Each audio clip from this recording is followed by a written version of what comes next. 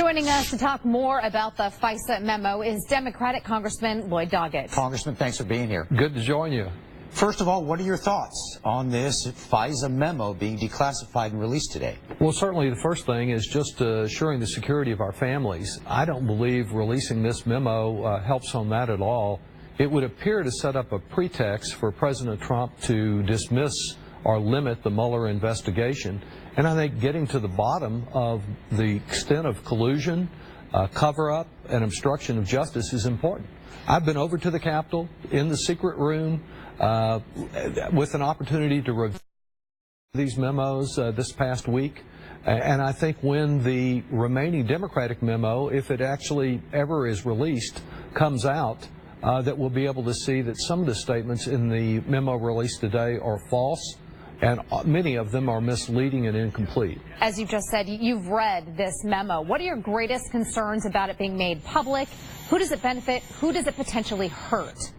Well, I don't think intelligence should be a partisan matter. And I believe that the FBI, their appointee of President Trump, appointees of President Trump at the Justice Department, at the Central Intelligence Agency, and many former officials have said it's not in our national security interest to cherry-pick intelligence and release some to try to protect the president. It would have been better not to do this, to handle intelligence in a bipartisan way and realize our only real concern is what will fend off this sustained Russian attack on our democracy and protect our families.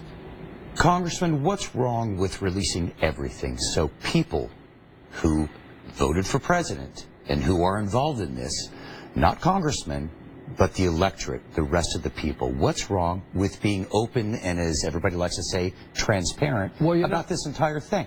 I'd like to see much more transparency in this administration. That's why I've kept asking for President Trump's tax returns to be opened up and transparent, and to make the visitor logs at the White House open and transparent as they've been in prior years. But on this particular matter, I wish it were possible to disclose to the American people more of our intelligence without disclosing it to our adversaries in Russia, in China, and in some other places.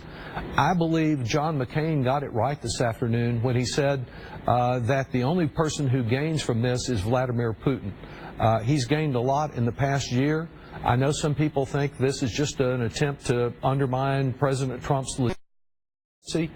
My concern is that the Russians are continuing to attack our country through their cyber attacks. They jeopardize our future elections. They impacted the past one. We need to get to the bottom of that. You know, Mike, this whole memo that was released today is presented as an update to the members of Congress.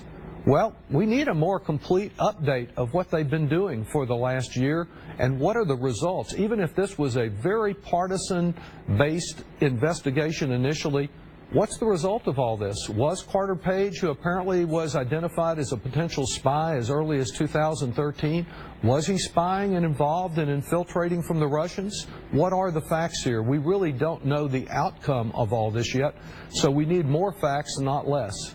All right, it sounds like more of that will be to come this week. Thank you. All right, Congressman Doggett, thank you so much.